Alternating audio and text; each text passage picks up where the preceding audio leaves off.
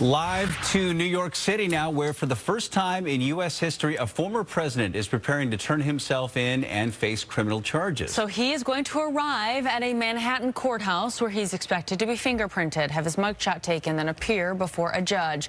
Madeline Rivera joining us live in New York this morning here. Madeline, it is good to have you. So we have watched this morning things slowly picking up there. Can you talk about sort of, I don't know, take the temperature for us in Manhattan right now?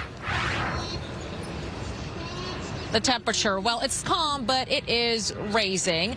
Right now, Congresswoman Marjorie Taylor Greene is holding a rally at a park located outside or just across the street from the courthouse. My photographer and I went there earlier today before the rally actually took place, and we saw dozens of Trump supporters over there.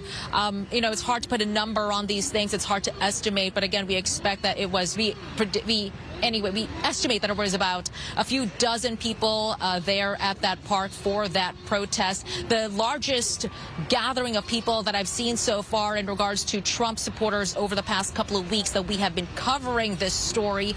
In terms of other activity regarding security presence, there is a police officer behind us right now. Again, we've been talking about, the metal barricades that have been located throughout the courthouse. We've been talking about more police officers here, the NYPD issuing a stand-ready order for their police officers ready to deploy if necessary. But over the last hour or so, maybe even 30 minutes or so, we are now seeing this police officer directing traffic over here, and she's trying to limit the number of people that are going down the street over here, because right down a block away from us is where former President Trump's motorcade is expected to pass through as he gets ready again for that historic arraignment that is expected to take place at some point later on today. He will be traveling from Trump Tower a few miles north of here, again making his way to Lower Manhattan to make his appearance before a judge. Liz. And the former president's going to have a pretty significant security, Secret Service detail with him there. Getting into that building is going to be interesting with all the press and all the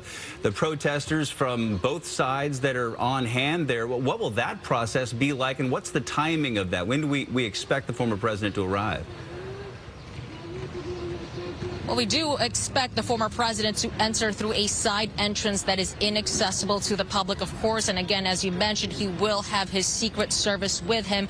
We can't pinpoint a timing as of now. I know we've been talking about broad details so far, Bill, with the former president expected to be fingerprinted. He will go through the process of being booked. He will be arraigned on the 15th floor courtroom, and he is expected to plead not guilty to the charges against him. His legal team is vowing to aggressively fight these charges, which they say have no merit.